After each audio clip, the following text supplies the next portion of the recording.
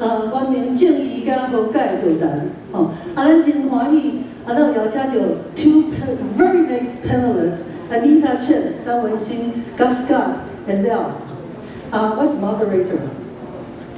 咱这个节目采取的方式the format will be in 4 parts。第一个 part 的时阵，因两位会做 presentation， 然后第二个时阵，咱会做 conversation 对谈。第三部分就是 Q&A from audience， 为恁大家所以恁爱做认真听，爱做笔记，做他有问题。第四部分，因一个人拢会做，每一个人拢会做一个家己的迄个 closing remark，OK？ 所以咱即摆就进行开始。咱先请 Anita，we'll invite Anita to do the presentation。Testing 1, 2, 3. Oh, thank you. The shadi. That's all the Taiwanese I know. Okay. Sorry, Anita, I forgot something. I'm supposed to introduce you. So everybody read on page 28.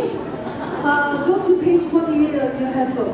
Because I want to save time to leave more time for them to do their presentation. So please refer to page 28. Page 28. The28 of the handbook. 有对两位讲者的介绍，多谢。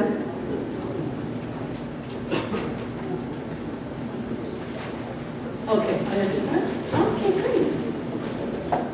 I want to thank NATWA and Hilda and Peely for organizing this event. And also, it's an honor to meet Scott. It's my first time meeting Scott as well.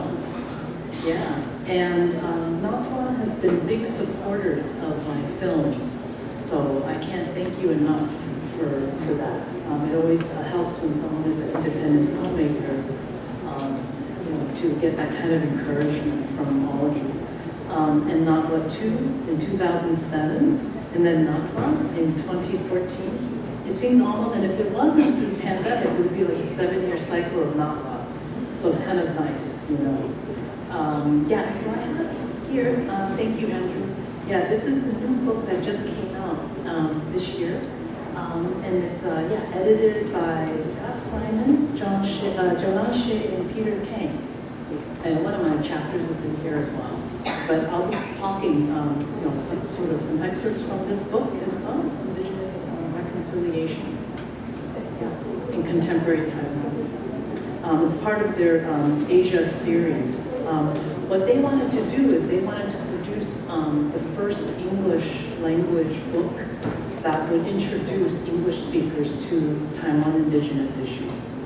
Yeah, and they also wanted to be Taiwanese people writing about Taiwan's indigenous peoples too. But it's a mix of scholars.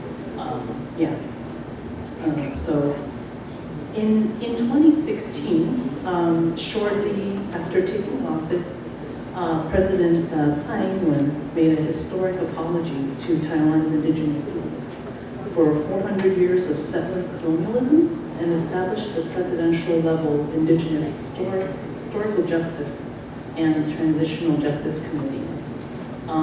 The Democratic Progressive Party set into motion new processes of reconciliation and transitional justice. And remember that this process of transitional justice has been also something that the DPP wanted earlier during Tin Shui-bian's, his term, but was unable to completely fulfill. But it was the intention, and so we have to think of this in the right and take the long view, right, and not operate under, I would say, capitalist time or economic benefit time, but in the long view. Of transitional justice and reconciliation. So it is in this context that the 2023 book, Indigenous Reconciliation, Contemporary Taiwan from Stigma to Hope, it explores the situation and the political desires of Taiwan's indigenous peoples. they write that nowhere on earth has indigenous sovereignty been extinguished. This resilience may be humanity's only hope. They further write that a transitional justice program does not deal with the injustice existing in history. It also deals with the restoration of a society in the face of political manipulation, economic exploitation, social discrimination, and the extinction of cultures. So this restoration of a society in the face of the extinction of culture is what I will discuss today with my collaborative documentary film project, Tongues of Heaven and Tanzania, and with the web application, Rooftop. So I heard some of you are computer science and computer coders, so you can relate to some of the things I've discussed in terms of Rooftop. And these projects are to address language identity and revival in Taiwan, and also collaboration with Hawaii. So I'm just curious, how many of you speak, I know this is the answer to this question, but how many of you speak more than one language?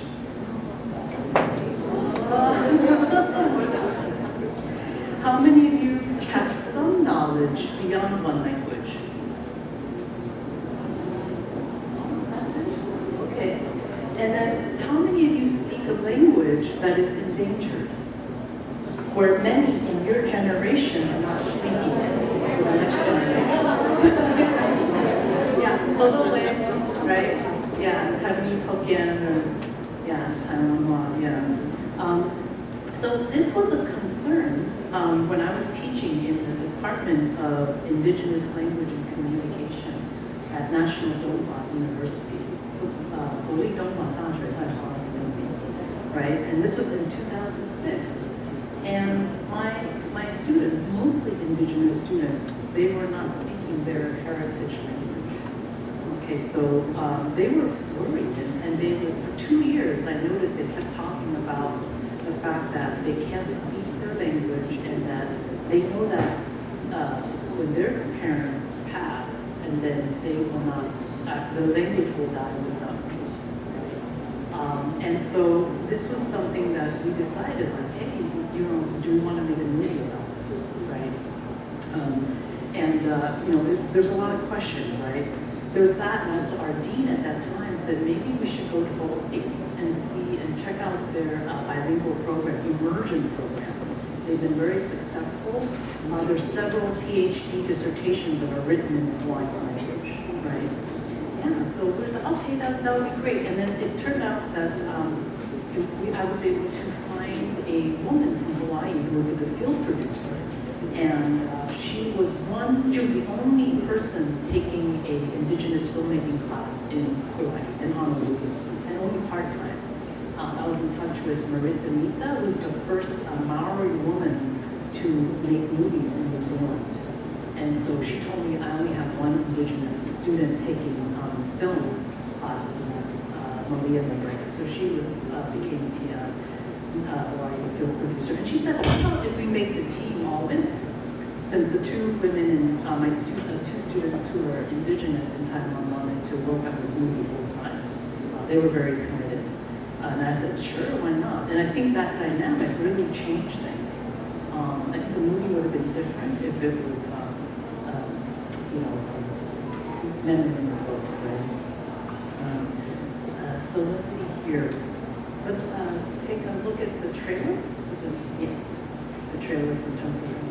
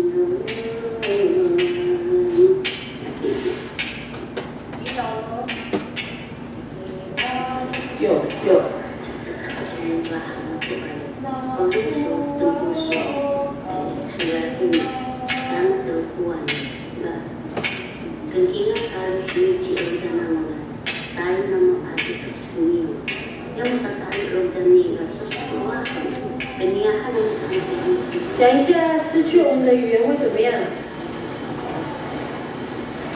没有卢凯话，这个世界会变怎么样？哎是啊。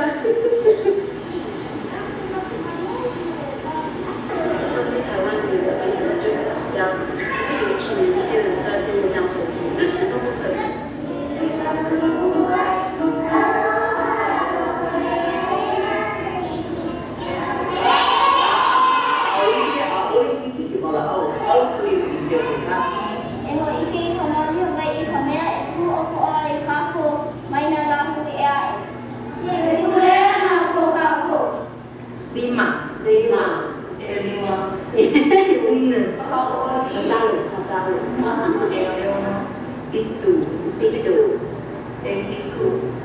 Baru, masih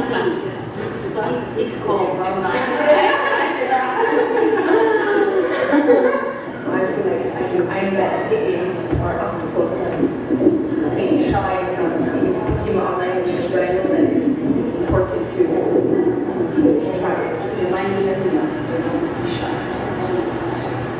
You need people to work together. It's also that kind of surrounding that I feel the most comfortable practicing my level or my language. 就是你已经知道它的重要性，可是重点就是在你要怎么，你应该要开始做，但你没有那个动力要去做，这是我们的路。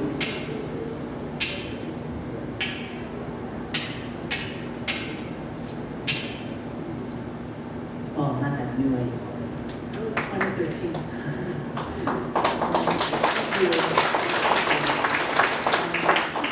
Yeah, we started in 2007. Okay, so Taiwan just founded its first Taiwan Indigenious television, the first in Asia. Okay, and so at that time I was working at NATWA, and then we were thinking about language and how could television be a good way to transmit. And then it turned out the movie, and some of you might have seen it already because some of you helped to support the movie. NATWA was a really great supporter. But anyway, they became really a way in which young people talked about all the challenges they faced to learn their own heritage language, which would be like learning a second language. And Austronesian languages are one of the hardest in the world to learn. That's what I hear from all the linguists that I met in Taiwan.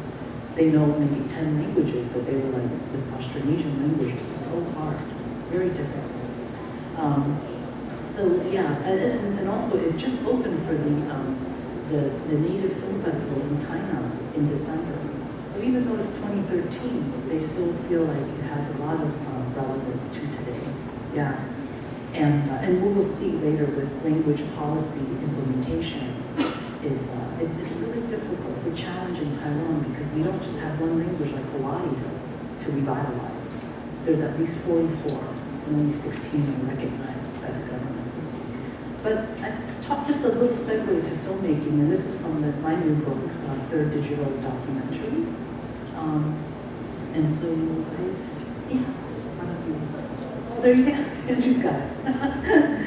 Okay, so I want to read something that I was thinking about in terms of ethics, because it's really important, even though you go, oh, let's collaborate and make a movie about language loss, right? How do you make a movie about language, which is an intangible asset, right? It's an asset, we can't touch it, but it's important, right? So anthropologist Faye Ginsberg cites a well-known exchange in the 1960s between the anthropologist filmmaking team Solworth and John Adair and the Navajo elder and medicine man Sam Yazzie.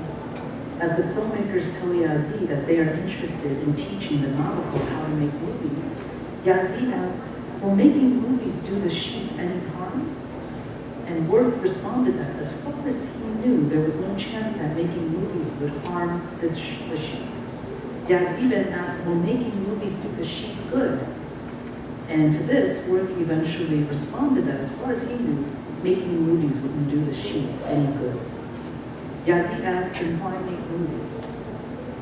So besides an exchange that foregrounds social and cultural differences on the topic of image making, this is an exchange about ethics. This leads me to ask whether there exists a kind of image making or filmmaking that would be good for the sheep. And then one of the things too is, as an editor of the film, right, you have great control to shape the story, and most filmmakers don't talk about that. And so I kind of wrote about that, and also this was also in the chapter in here. And so I just want to just read a little section for you here as well. And this chapter on editing, I decided to write it while I was editing, okay? And then at the same time, this movie, Tongues of Heaven, was shown at the university where I was teaching. And then the students wrote notes afterwards. So I'm bringing their writing into this as well. So as time moves forward, a slow death always seems to set upon us when we think of endangered languages. We seem to only hear about them when news stories tells us of linguists rushing to the ends of the earth to record a sole surviving speaker. When we visited Anchi and Shiman's peer, Infant, who is actively learning Tsokanakanabu from her grandfather, one of 10 speakers of the language, of course, who is now today deceased. We positioned him at the center of the frame in a close-up shot. We turned the camera on and silently listened as he addressed the camera. Only the cicadas dared to interrupt him. When he stopped, Yenfen asked if he could translate what he just said, since none of us understood what he said. Oh yes, said Grandpa. I said my name, I said that I lived here, and the downside is that my parents did not diligently teach us our language. When I am in Taiwan, the pace of transformation is quick and steady, but when I am in the US, the pace is so much slower. Time is ticking, change is happening, but transformation into what? How about what is right now? And then this is the student who wrote about after seeing Tongues of Heaven. What makes me sad is not knowing when my mother tongue will leave this world. And even more sad is that even though we want to stop it from disappearing, with each generation there are fewer speakers and less people studying it. Even our generation cannot completely use it to communicate and much less have a chance to use it. We are not going to be like our parents or grandparents. What must we do to reduce the rate of diminishment? The previous generation is getting older and is leaving this world. I'm afraid to think of when my mother tongue will disappear. Who am I going to be? Will my life be affected? Will our culture diminish just like our mother tongue? I'm afraid to imagine. Maybe I cannot put into action to recover my mother tongue, but I hope we will all keep this consciousness alive. And this is Chen Haojun. Really? Oh my goodness. Okay. And then one student, Chu Yan, she said, I'm going to find people to get together and find our roots so we can accomplish the mission of passing down. Okay. So yeah, let's play then the Root Tongue demo. Yeah, so what we decided that with the documentary that we would also build a web platform called Root Tongue. So to expand the participation in the issues in the movie onto a web platform, so anyone with internet access can look at it, even on their phones, because we were doing it low budget. In Canada, they give you $350,000 to do this. In the US, it's like zero. So again, NATWA helped to raise money for this platform. And we have, I have a fundraising sheet that if you're interested to continue supporting it, we're going to build this platform for an actual app for the iPhone. And then if that's successful, we'll do it for Android, yeah.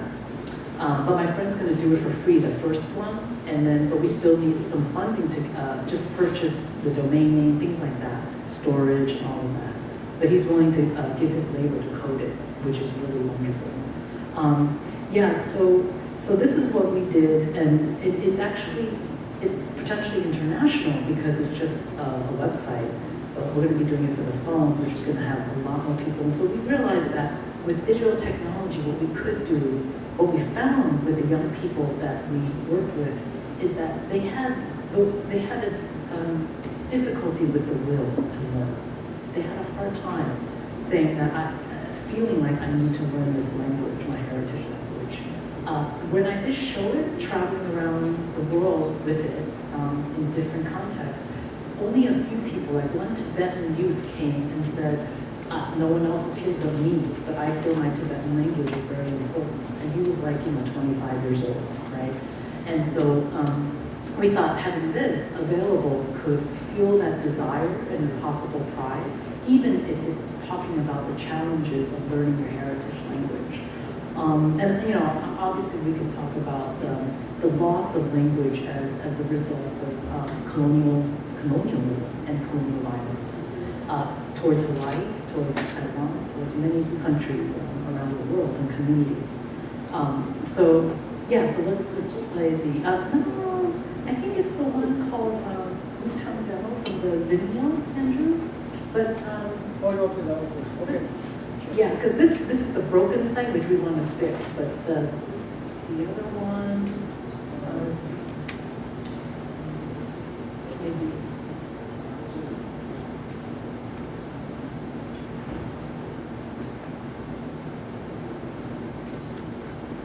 Some of the steps here. So what you will probably get is the start here, and then it'll kind of introduce the web app, the kind of the states, right? So you can mute the audio. And then I'll just talk. Yeah, might as well just I'm going to double the time. Yeah, reduce the time. Yes. So part of the web app, and then we're going to turn this into an app, is to give you the states that's involved, and then to get young people interested in using the web app. And we have translated to English and Chinese, because our first foremost the participants we want are Taiwanese people in Taiwan, or Taiwanese Americans, right? Or Taiwanese people in the diaspora. Yeah, so that's why we have it in English. But we've had people from all over the world. Native Americans have participated, including people. Someone had written me and said they found their community here, right? They're Mexican and they can't speak Spanish and communicate with their family, and has a hard time learning the language and wondering, who's my community? And they felt that they found it here. And then you have these short videos. These videos were created, the themes were created from all the film festivals that we went to in our discussions, even with NATWA, the various themes that come up. And it's all excerpts from the film, from Tongues of Heaven. So you don't have to see the movie to get involved in this app.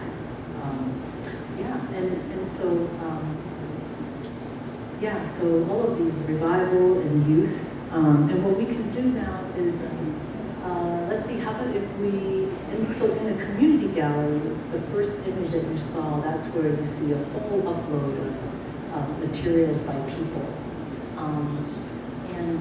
Andrew, how about we go to the one that you had before? Yeah. And so Andrew, let's see. How about we, let's go to Will. Yeah, why don't we click on Will? So these are the videos. So right now it's a little bit, we have to rebuild the website. We click on, I'll show you two videos. Yeah, this one, Will. Click that, and then it's, okay, so, why don't you go back? So it'll say something like, prompt you. Near the end of their trip to Hawaii, filmmaker Anchi Chen reflects on whether her language preservation is necessary for her. Okay. And you continue to go there.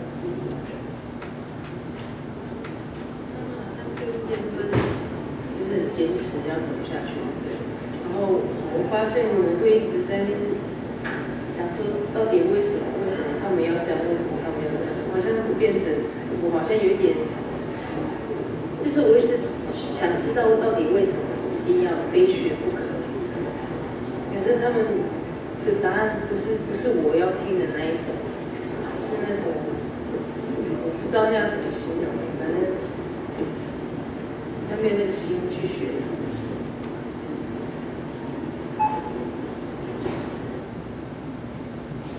And then it'll go to the prompt for participation. Did you lose or regain the will to maintain or learn your mother tongue? Please explain. And then that's when you upload your response. So it's an interactive, website. And then once you upload it, then it goes to, you could click that just to see where it goes. Sometimes I don't know how broken the website is. Oh, it's still working a little bit, but you upload your material right here. And for security purposes, you have to, log in. Yeah. And we'll do one more video, so back again to the videos, and then I'll conclude. Yeah. So let's go to importance. Yeah, importance, which is actually the last scene of the movie. So in the last scene of the documentary, filmmaker Chang asked her mother a question.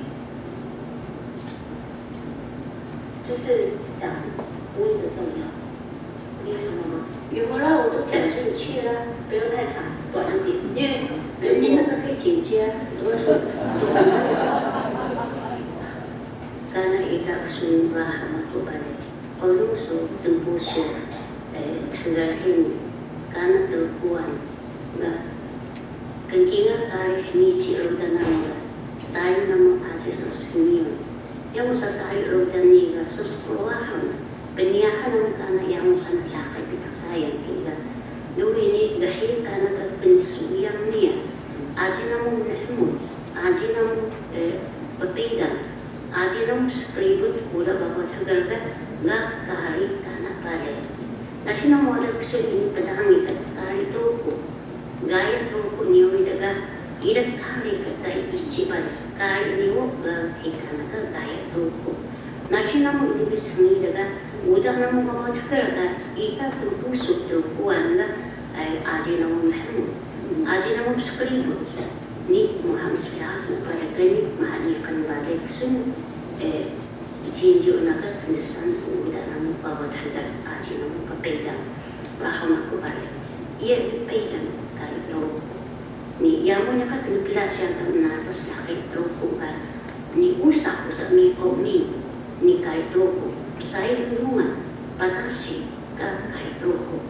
Tayo so pitak na hiji bawa na hiji ka ajin pedang ni pitak hiji pinikon ka kahit roko ni suyang pi gaya kahit rokoan. And then it goes to importance. Ask someone, what is the importance of your mother tongue? So all those prompts, they do that. And so, yeah, that's I'll conclude here, and then I'll do the conclusion, yeah.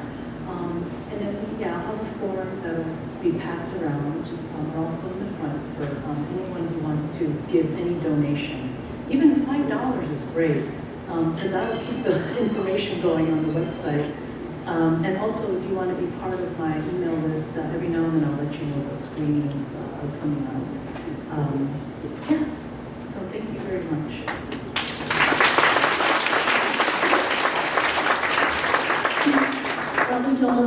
Anita. Thanks, Anita, very much.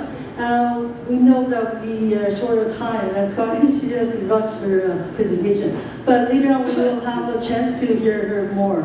Okay. So next speaker is Scott. Again, I'll refer you to page 28.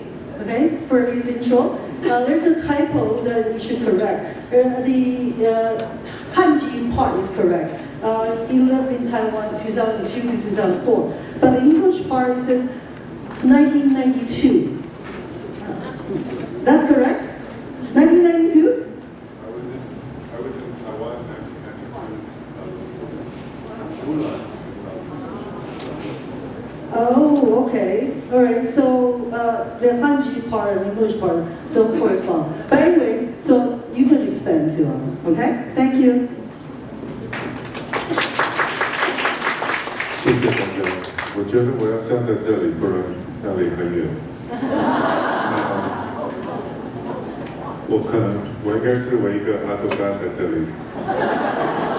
不好意思，是不是怪怪的一个外国人来跟你们讲台湾的事情？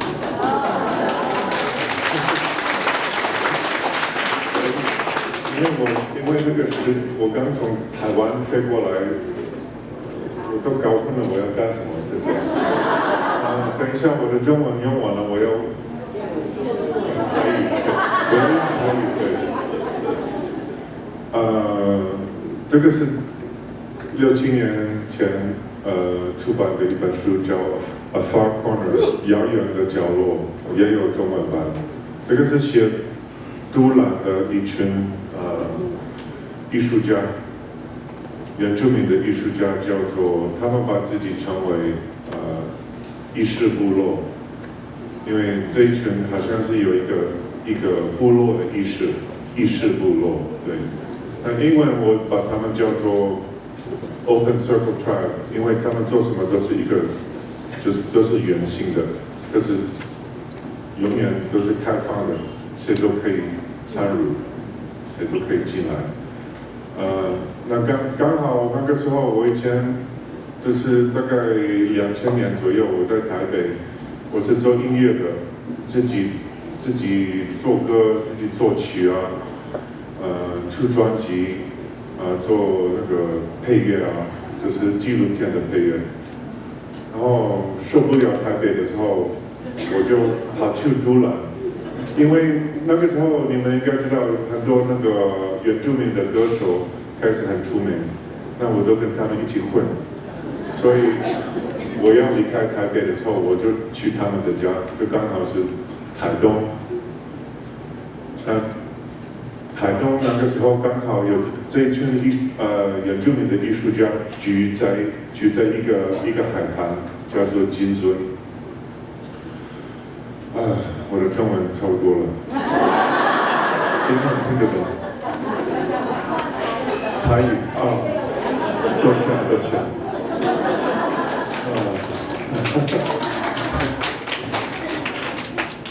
Okay, so, 我不好意思说英文，就是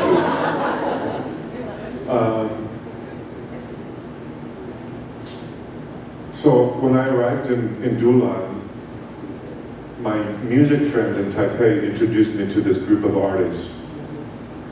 And they were living on this beach, Jinzun, just north of Dulan. At this time, Dulan, nobody in Taiwan heard of Dulan. Today, it's very famous. People say it's even more expensive than Taipei. But at this time, you could live there for free. And these artists decided to occupy this beach as a way to demonstrate their right to the land and their connection to the land. But even though they're artists, they didn't just move there and start painting and making sculpture. The first thing they did is just to live there and to inhabit the beach, to occupy the beach. And you can see these are the structures that they built just for living. Sorry, Anita, you can't really see. I was the same when I was trying to watch your film. So, for the first months when they arrive, They just do these basic things like building houses, moving wood, working together. But even these processes are a kind of creativity. You can see that they use driftwood, but even the houses they build are like a kind of sculpture. So I'm just going through very quickly the photos from this period. This is 2002. They're Taiwanese, yes, mostly indigenous. So Amezu, Benanzu, Taiwanzu, but also Kajaran and Taiwanan, and me. I also lived on this beach with these people. Well, we're already in the question and answer period. I was there, it was about 6 months, but I was coming and going. So this is a way that these artists, these indigenous artists, demonstrate their right to the land. And when they moved there, when they decided to do this project, they wrote a letter to the Dongguan Chu, said, we're going to go to this beach, we're going to stay there, we're going to do our work there. So they have a dialogue with the government to say, you know, we're not just doing this on our own, we're communicating with you. So there was this effort at dialogue. The government never answered the letter, but there was this communication coming from this group of artists. This is the place where the painter Rao Aiqi lived. And then after everybody was living here for some time, then slowly they began to evolve into making art pieces, sculptures that were on the beach. This is a wood carver named Yiming. You're going to see him over the years. I'm going to go from this year, 2002, all the way up to this year, like 2 weeks ago.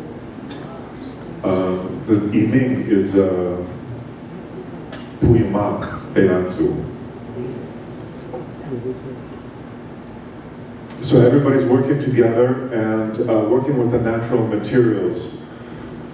Most of the indigenous artists are doing wood carving, and they're using driftwood, which is part of this long cycle that goes from the mountain down to the sea and then back to the land again.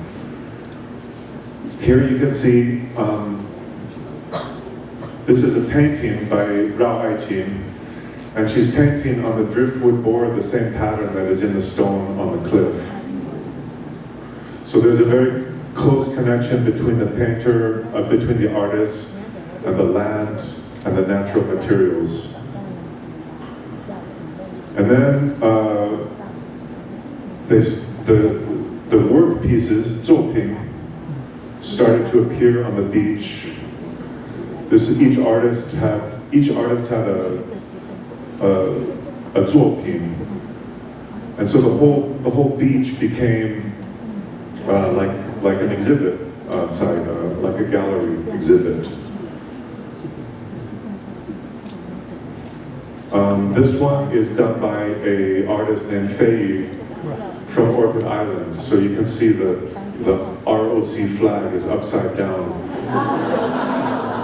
And I don't know if you can see in the picture, but he painted a radioactive sign on the barrel. So he's protesting against the radioactive wastes on the Orchid Island. This is an Amezu artist. So this is the view from the beach, and then this is from up above the beach. It's the same thing. So this was like a big installation art piece. That's me, the tallest one. And then maybe you all heard of the Dulan Chang. So all these artists, when I first arrived, all this area was empty in Dulan Chang. Now it's full of shops. But from that beach, the artists moved to the Tangchang and did this sculpture project here, also with driftwood. So they transformed the environment where they live using the natural materials of this place. And I live in the back, 后面就是独兰山，我住在上面。那个时候我盖了一个录音室，也用了那个漂流木。These are the elders of the Dulan Amezu. On the right side of the picture is the chief. So every time these artists do something, they have an event, they always invite the elders to have a ritual. So they always connect themselves to the land and to the tradition and to the ancestors. And we'll see that as we continue through the years. And that's the chief once more on the right side. I think that's the first folder, Andrew. So that was my life in Dulan until from 2002 to about 2004. And now I'm going to jump forward to about 10 years. During this period, I was not in Taiwan, but I went back at this time where my friends had been doing another occupation, and this time it was a more direct protest occupation. So in the first project in Jinzun, the artists were trying to express their right to the land and their connection to the land. And now here, they were directly responding to a development project in Taidong on the beach called Meiliwan. Yeah, it was, obviously some of you heard of it. So it's a big hotel resort that was illegally being built just north of Taidong City. So it was going to be very damaging for the ecosystem. It was going to disrupt the local communities. So basically my friends, Ishibulo, they did the same thing on this beach that they did before. So you can see this is, the hotel project is already in progress. It's a green turtle nesting area.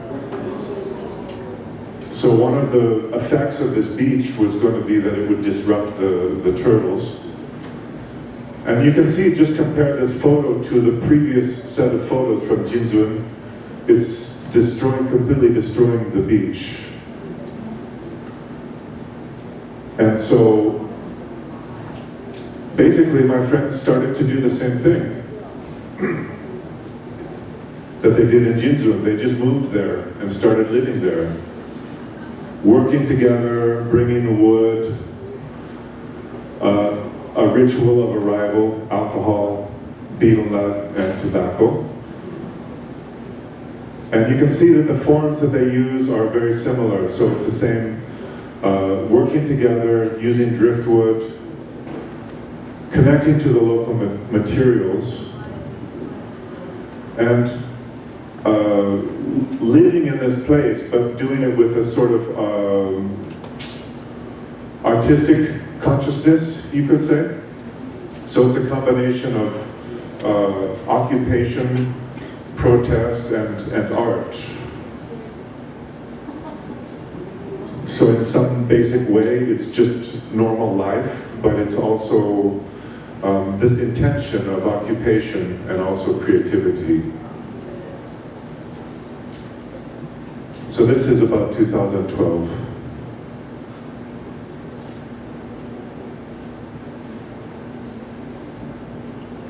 And again, you can see that it's all very communal. People are working together. This is a theater performance that they did. That's Rao Aiqin, third from the right. So this was their way to express the damage that would be done to the beach and to the turtles. So it's a kind of creative art consciousness being used to express the connection to the land and to protest this outside development.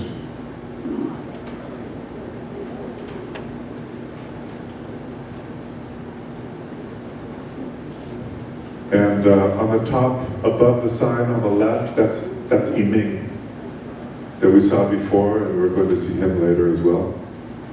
And then once again, at the protest, we see this is the new chief of Dulan. So once again, the community is working to occupy the land, establish their connection to the land and their right to protect it, and they also stay connected to the elders and the tradition. I think next folder, Andrew, please. So that was a fast 10 years. So I was very fortunate to be invited to return to work in Taiwan this year. I'm working in Yanming Jiaotong Daxue. And part of my job is to take students to an indigenous community near Hsinchu. It's called NATWA, and it's in a place called Shangshan.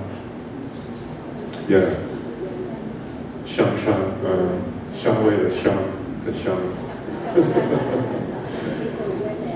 So these are my photos from this year, like from this month or last month. What month is it? I can't remember.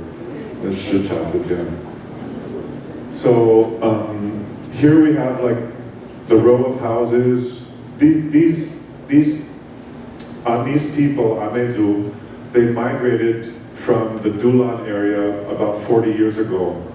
So some of the people in this community are relatives of my old friends from Dulan. But I didn't know that until I arrived here and started to talk to them. So they migrated here 40 years ago because they couldn't make a living at that time in Taidong. And they started working here and fishing, and they built this community. And now, these are my students that I took here. And now the government is working on transforming this area into, well, there are many of these wind turbines, 风力发电, yeah. And you can see they're all along the coast. They're kind of like, they dominate the landscape. Every time you look up, you see one of these wind turbines.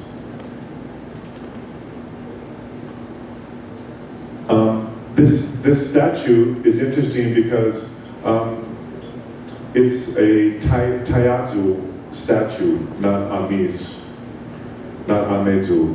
And the government decided to put these street lights here, but they're also Taiya design. So they're trying to develop this area for tourism rather than for the benefit of the local people. And this is a community center that the government was built. But you can see that it's quite different from the Aboriginal designs that we saw from my friends on the beach. So this community center is supposed to be for the local community, but in fact, it's mostly working for tourists. So people are coming here and they're taking like wedding picture. It looks like the Titanic. Yeah. So that's how it's mostly functioning. And in fact, the local community, Nalawan, if they want to have an activity in their community center, they have to rent from the government. So it's something which is being imposed from the outside. Now at the same time, the folk singer Banai has been doing an occupation protest for 6 years. So she and her partner Nabu have been living in Ba Gongyuan for 6 years because they feel that Tsai Ing-wen did not keep her promise to indigenous people.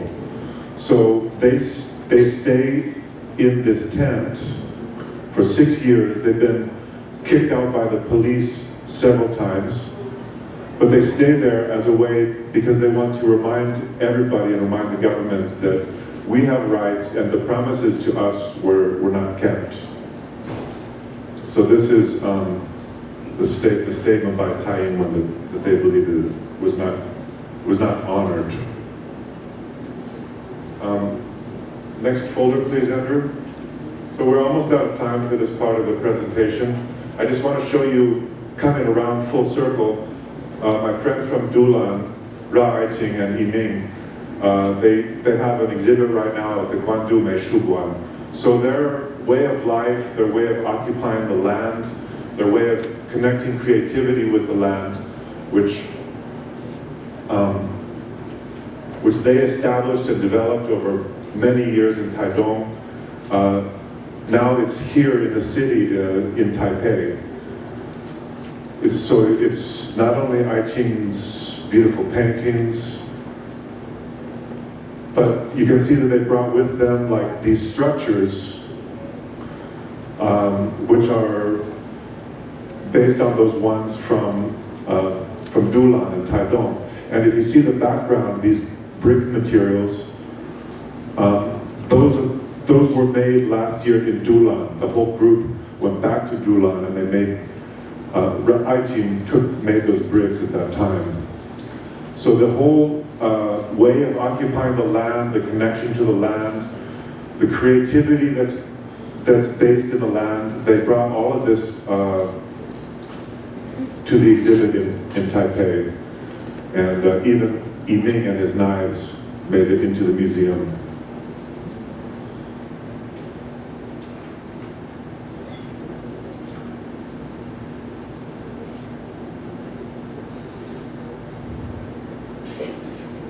So for me, it was very moving to come to Taipei and see my friends. I lived with them on the beach 20 years ago, and now they're famous in Taipei. So I think we should stop now and continue moving with the program. So thank you very much.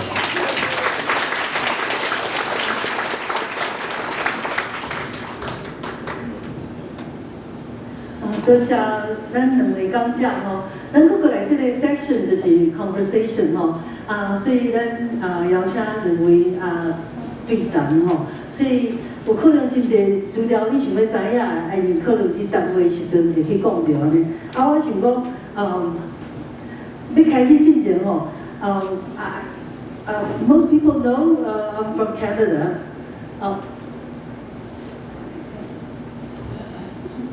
Most people know that I'm from Canada 吼，我是为加拿大来的吼。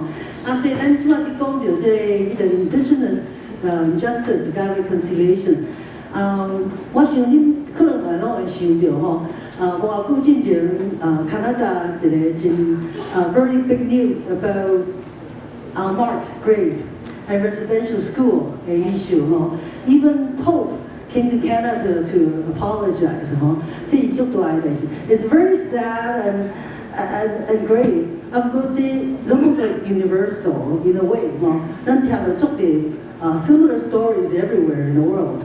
所以我想讲，咱即摆we have these two speakers, experts. So I'm going to ask for their thoughts on this issue. Whoever wants to go first, take the floor. I'm not an expert in this area, although I did work in civil rights for 10 years in the United States.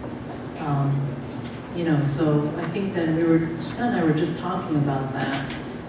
What does it take to maintain the status quo? And we know the status quo in various countries, they're different, right? And I won't name the term capitalism, but we do have to think about economic systems, especially capitalism, that needs to reproduce itself. So when you have people who are resisting that status quo, they're always going to be put in danger. And colonialism is most successful when you get them when they're young. That includes the residential schools, the brainwashing, taking away their language, which some people feel like it takes away their soul because they can't connect with their parents and their elders. So it's really quite violent, and it's even more violent when you find that there's sexual abuses, in those residences. So I think that, if we take the long view of things, just like I was thinking, with Scott's presentation, and also with my experience going back and forth in Taiwan, the time and the way that things are different for those who are seeking justice. It's not like they're not rushing it, but it's going to be their life's work. Just like all of you here at NATWA, there's a reason why you're here.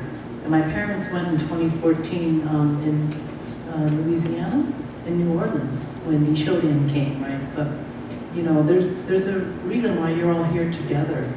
And this is, the everyday, year-to-year kind of work around justice. And this is something that Canada has to reckon with. And it won't be the first time. It's going to be ongoing. All these historical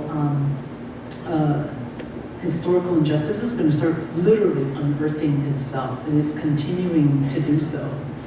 And sometimes we need to think about how we benefit, from other people's suffering, that historical suffering. Where are we, in all of that? Our own sense of biases, prejudices, how that's affected our actions, how that's affected the kind of language we want to speak and don't speak, right? And I just think there's a lot to consider and to reflect on. Yeah, and I think that this country in particular also, there's a lot that we have to reckon with every day as well. The ways in which the status quo needs to maintain itself, and to what ends and to what degree is it willing to do to keep the status quo going, and to not allow alternative dissenting voices to make it known. And that's the thing, this resistance is really about internal critique to better society, right? To better our relations with one another as human beings, as people, human beings and all the other animals and plants and the earth, that kind of relationship. One of the things that Gayatri Spivak, who's a post-colonial scholar, talks about is that we need to learn from the people who speak the languages of a pre-capitalist society. Because contained in those languages, in those pre-capitalist society, is a kind of responsibility and way of being with each other and with the world. And I don't mean to romanticize it at all, but she's saying that there is something really valuable about languages that exist in cultures in the pre-capitalist mode. So that's something that I thought was very profound. And we know those people everywhere we go. Those people exist in every single situation, in urban environment, in non-urban environments.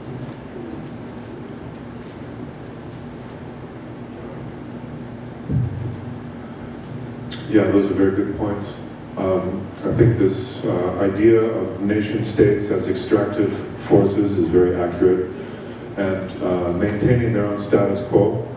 I think nation states are always going to be based on centers and margins, and they always operate top down.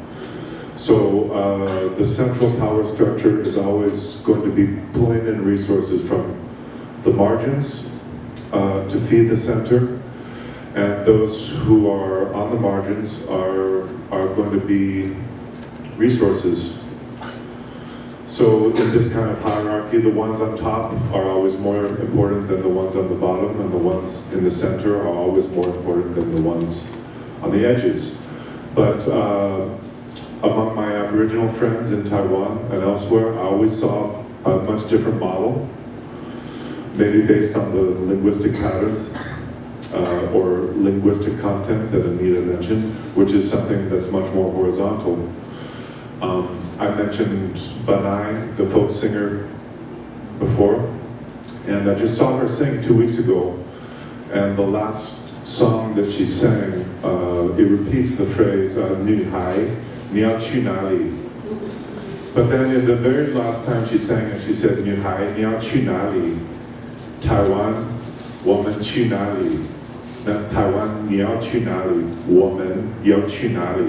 So it's not saying here's where we are, we have to go there. It's saying let's think together about what we are and where we're going. And I think that's what we can learn, or an example that we can see from many indigenous cultures.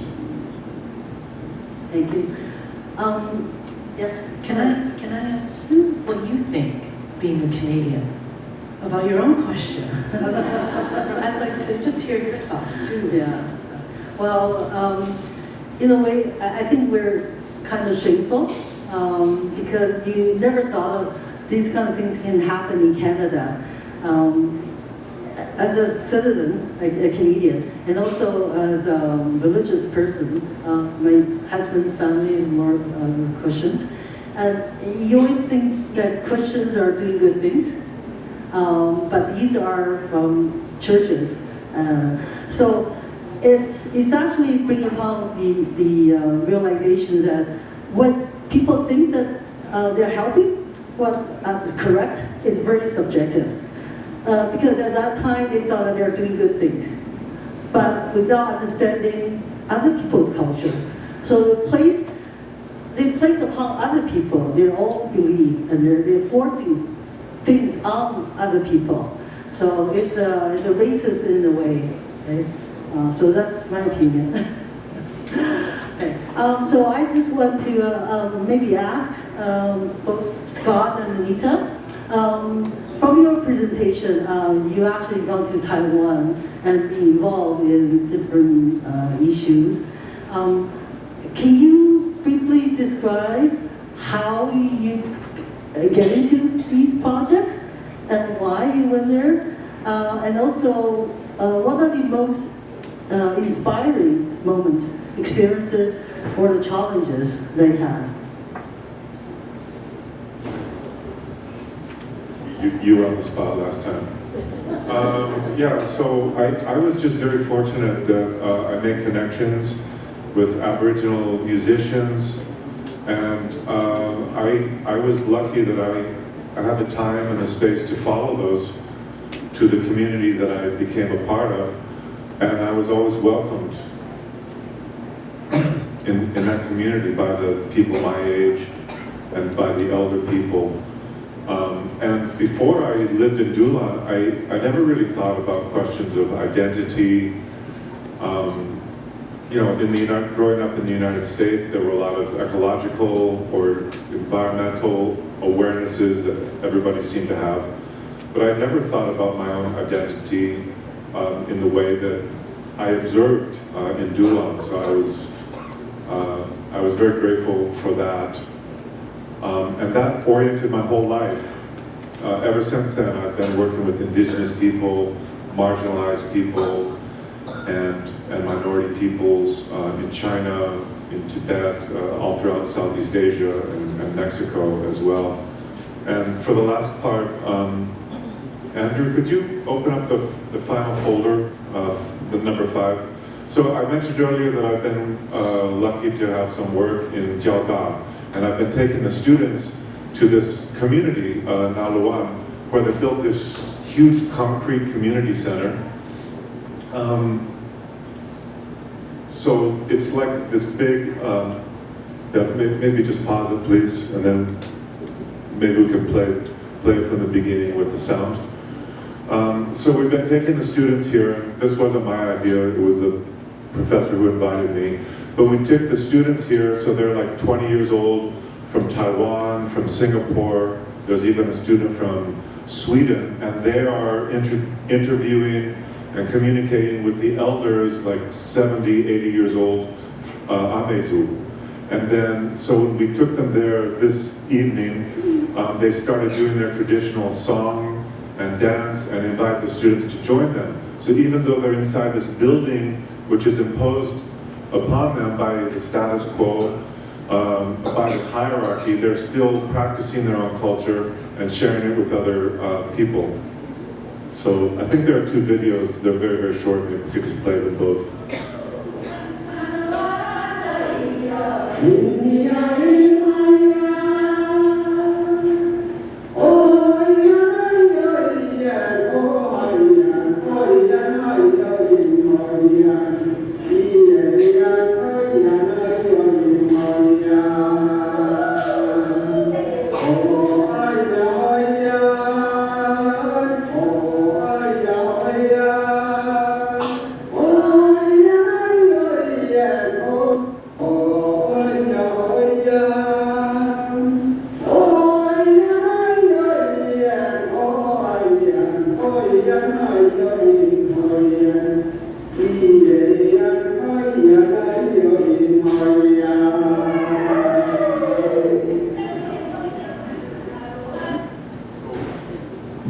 So my engineering students from Jiaodao or the students from Singapore, they never had this kind of experience. So seeing it transmitted from these elder Aboriginal people who are fisher people and working people who've migrated. That's very inspiring to me. So thank you for the question.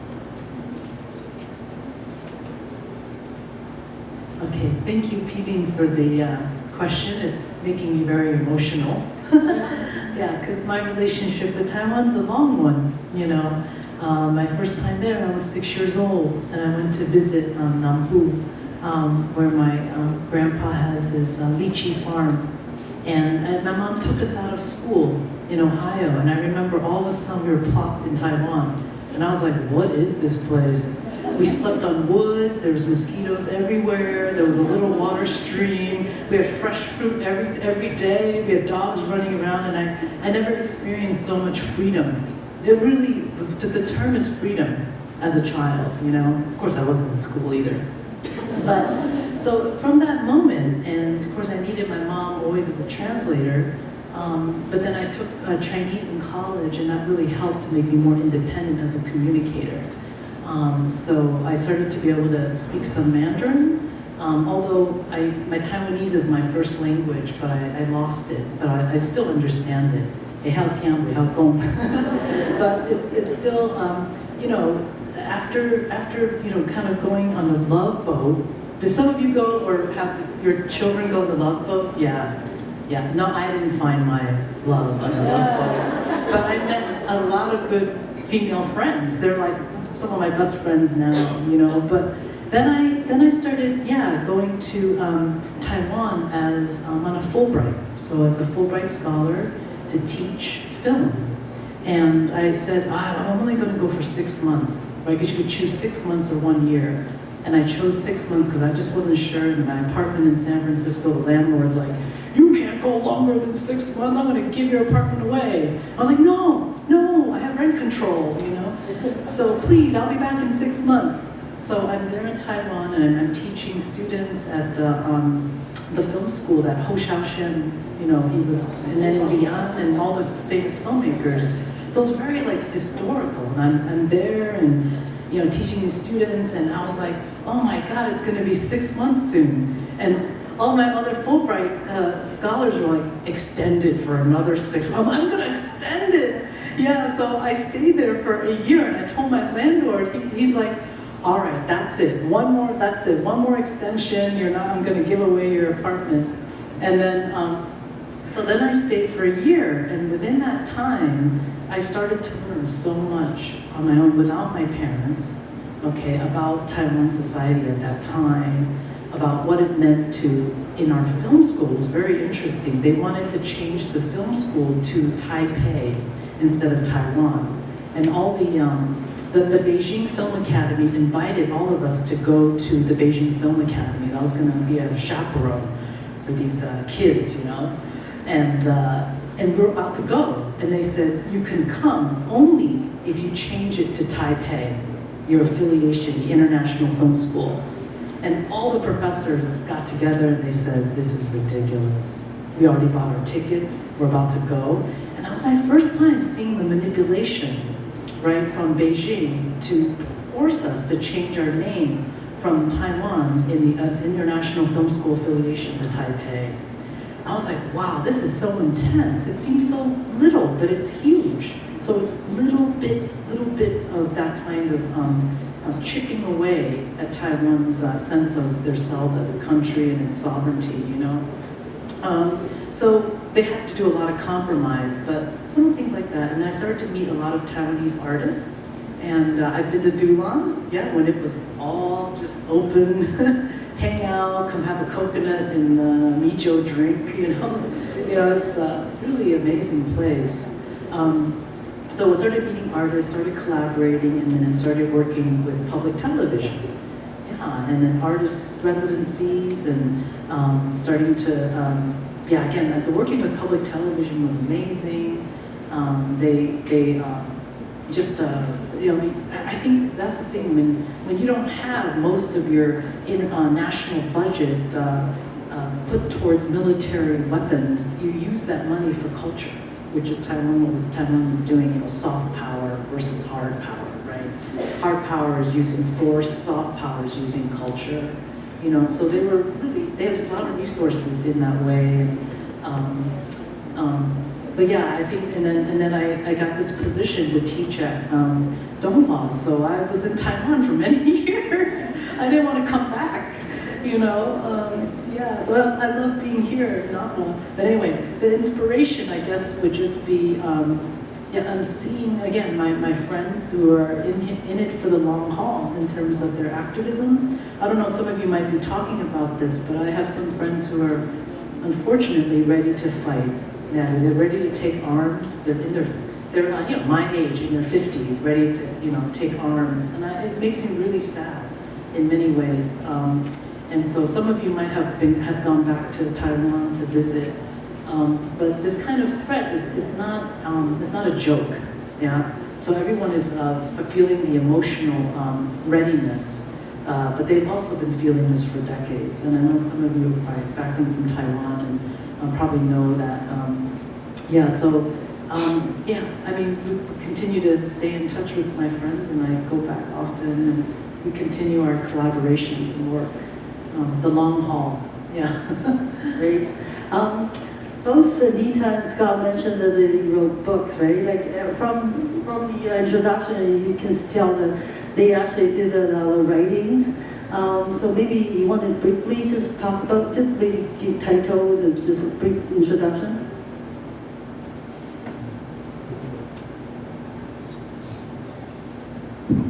Yeah, thank you, Feeling. So, as I mentioned, I wrote this book about my life in Dulan, and I tried to give a view of Taiwanese indigenous culture and also Taiwan's history, but I tried to focus it on my own experience. So it's called A Far Corner, and it's published by University of Nebraska.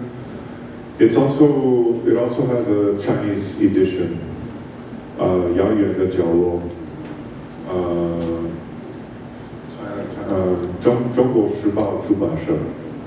Yeah. And recently, last year, I had a book about Tibet come out. It's called Journey to the End of the Empire. 那个也有中文版，可是他们取的名字怪怪的，我不记得。And I don't have extra copies of these, but I was living in Mexico for 2 years during the pandemic, and while I was there, I produced this poetry and art book with an American artist. These are handmade books. If anybody's interested, feel free to come and have a look after Bruce finished speaking. I have a few copies. Thank you, Bing, for the question. Hello, I think you know about this book. Yeah, the new one that just came out this year. And this book here, I have a chapter in it. But again, like I said, the reason why the editors want to create this, it took about 2.5 years to put it together. They wanted, and also there had to be translation, but they wanted English language, academic essays about indigenous people's efforts towards transitional justice written by Taiwanese scholars or Taiwanese American, because there were too many outside people writing about Taiwan, and Taiwan indigenous people were not, I mean, not like Scott, but I mean, you know. So that's why they wanted to get their voices in English out to the world. That's really what Jolan told me, is what they wanted. So this is the first effort to do that.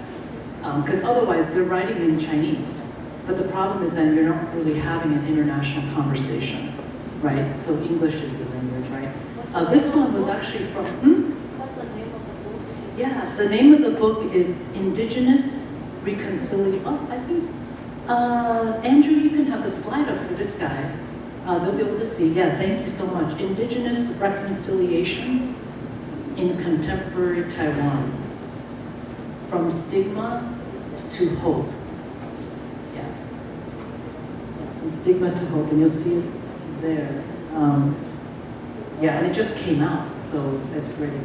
And then, Yeah, this is my book I wrote that came out during the pandemic in 2020. Perfect timing. Third digital documentary. And this was writing about the third is from, inspired by the Latin American third cinema theory. That cinema would create an open space for activism. And I wanted to think about it in terms of digital technology. So I wrote about that in terms of Tongues of Heaven as the documentary, and then expanded documentary towards Root Tongue, right? To increase the kinds of participation that we can have online beyond just the documentary. Yeah. And it talks also about Taiwan in here, about the collaboration process. And also about new media, ethics around new media and digital technology as well. Yeah. And then I also have, I brought just a few copies of Tongues of Heaven, and some of you who still have DVD players or want a DVD, you can come talk to me afterwards as well. Some of you probably already have a copy from the last NATWA, but yeah. Great.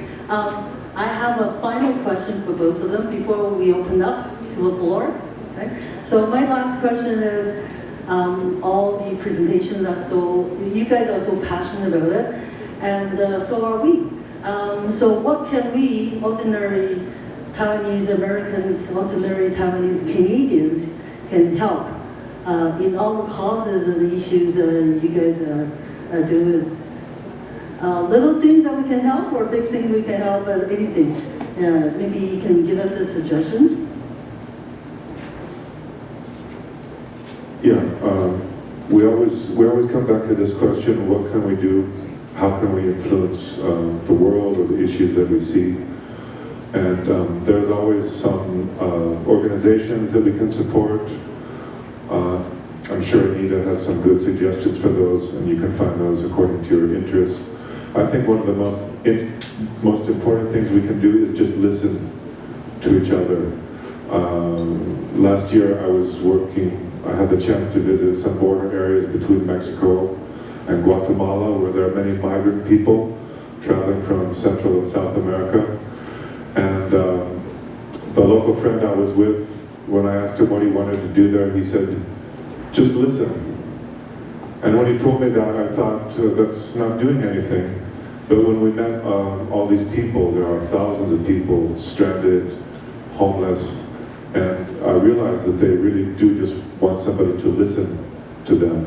And when we listen to other people, we have the chance to learn something that we didn't know before, and to grow in ways that might benefit ourselves and others.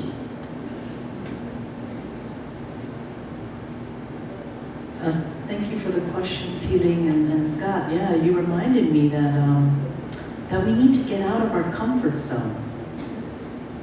You know, I think we need to meet people who are really different from us and have conversations and talk to people.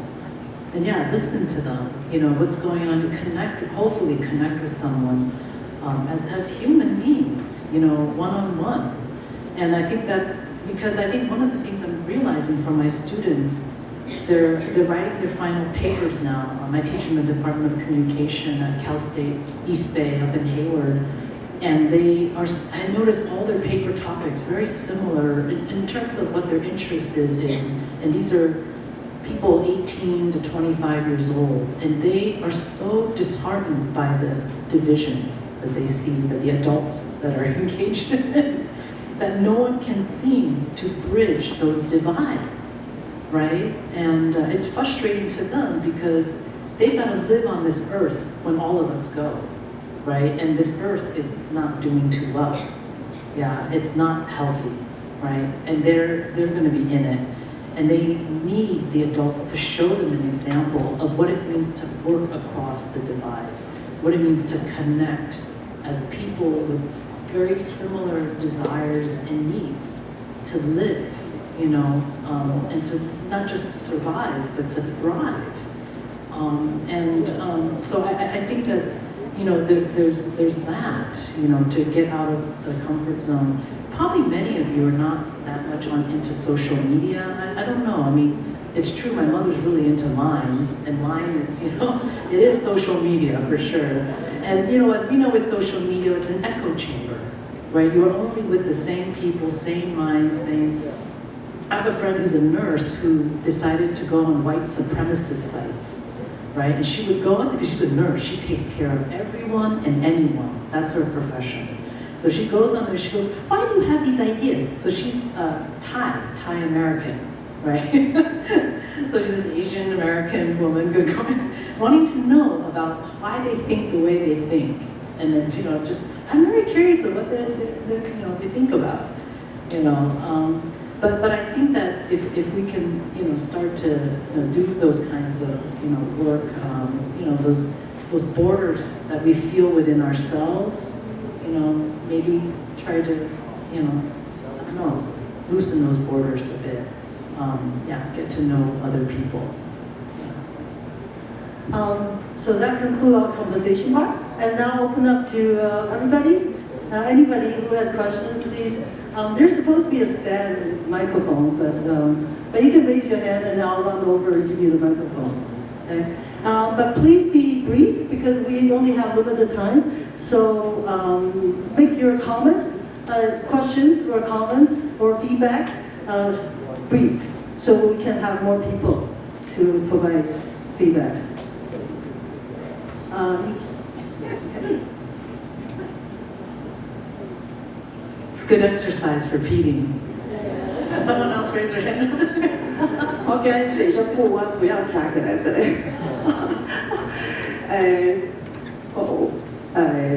English 我是想要甲大家介绍迄个 Scott 伊毋是歌一个小说还是 artist 伊是一个 poet， 搁一个musician。伊即本册的 Far Corner 我有读very beautifully written。我就感觉家己拢无看到咱台湾人的是会册，伊写咱的原住民，真的写甲足水。我足 enjoy 伊本册的 Far Corner。Amazon 迄个我就推荐，伊最近一本册迄个关于 Tibet， 迄本嘛写甲足好，所以我 highly recommend。So that's your commercial time for Scott. I just translated it for him. You're the Thai. I just funny. Oh, thank you. Next. Thank you, Shu. And thank you, Anita, for the translation. Hi. I have a question for Scott. There's a term called Open Circle Tribe, and it was translated into 意识部落. I cannot understand why you translate like that. Yes, thank you. Actually, it was the other way. So this group, they call themselves Ishibulo. But for me, in English, the consciousness tribe, it didn't quite capture the group. Maybe in Chinese, in Mandarin, for them, Ishibulo, it carried some spirit of what they do. But I felt that in English, consciousness tribe, it just seemed empty from my American point of view. Like if I told somebody in my family, oh, I'm with the consciousness tribe, it would just be like, it doesn't really make sense. So to me, this group, everything they do is always in a circle. Whether they sing, dance, eat, have discussion, but it's never a closed circle. It's always open. Anybody can come and join. So it's not a translation of Ishibulo. It's more like my way to create a name in English for the group. But thank you. Okay, I have a question for Anita. I read your book about this restoration, the documentary, so digital. Okay, you talk about the colonization. But in the human history, colonization has changed a lot of human globalized. It's the first step of globalization. And that is a road of no return. Yeah, it's sad, but it's there is just no way. Although we have people has been repenting, they tear down Columbia, the Christopher Columbus status, but it won't change. I think Scott has the same feeling that there is a way no return. You have mentioned that, and I just like to ask Anita, what do you think the future? Thank you, Hilda, for your question. Hilda bravely read my book. She actually understood it. Oh, it was good. Yeah, it's very academic. But I think the great thing about working on this movie about language identity is that there were so many questions about what is the origin, what is authenticity. I mean, these really deep questions. Very emotional because people only feel like they're existing in loss, right? The loss of so much. It actually makes me very emotional, because I was there, But anyway, but then on the other hand, you have people who are ethnically mixed. I'm ethnically mixed, right? Hakka and Pingpu and like Taiwanese, and I'm mixed, right?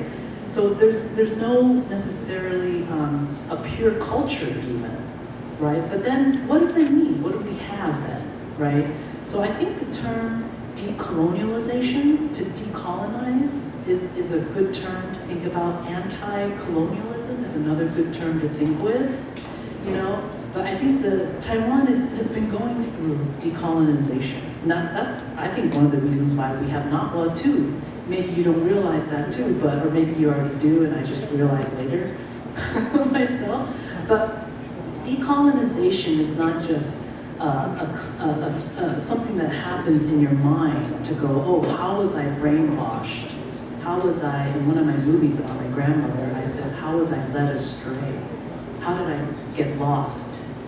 Whether as a Taiwanese American or as an American,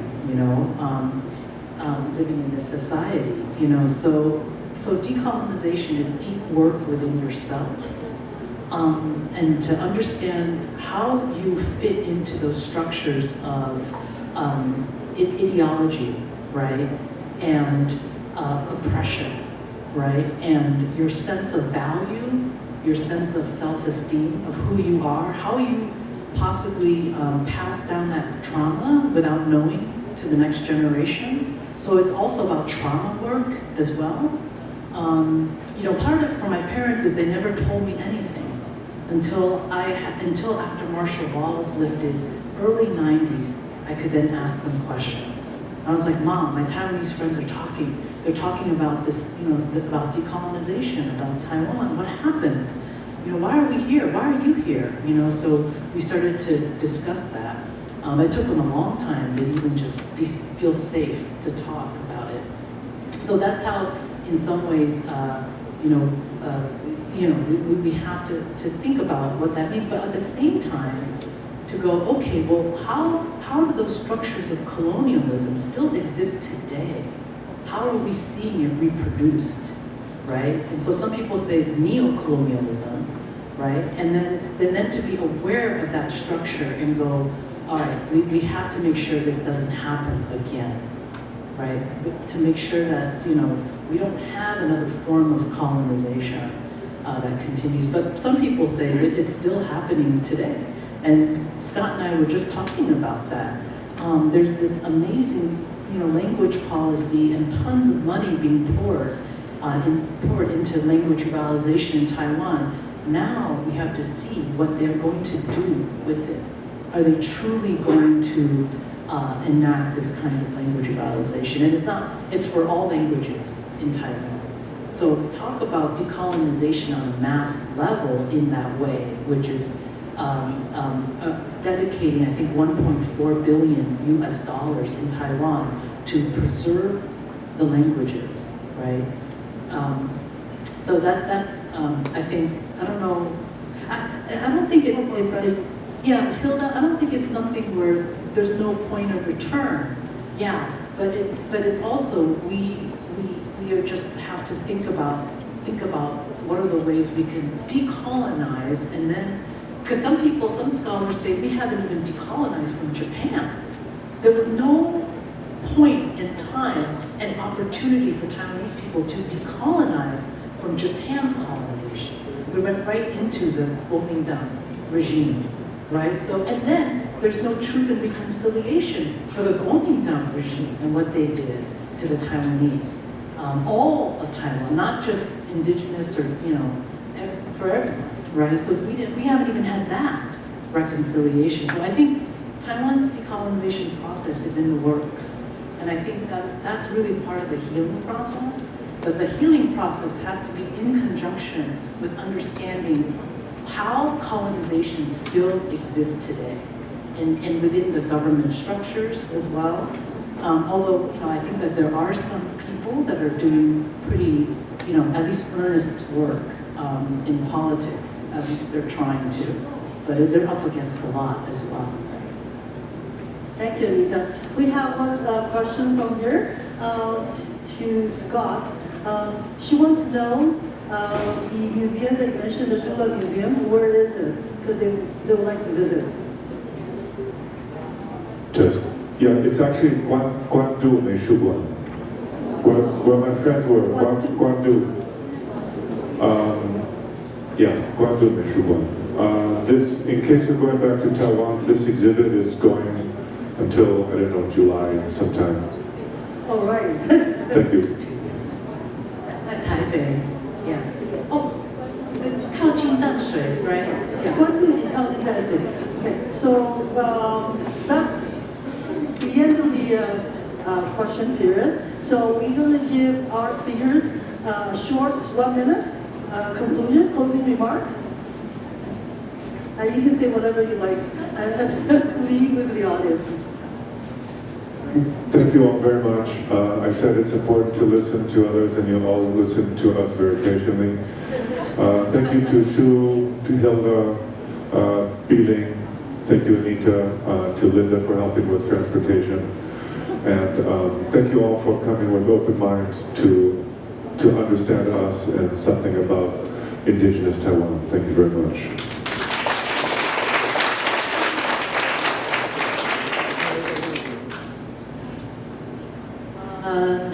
I don't know, I don't have much to say other than also thank you to everyone for listening, and I'm around afterwards if you just want to chat one-on-one about anything.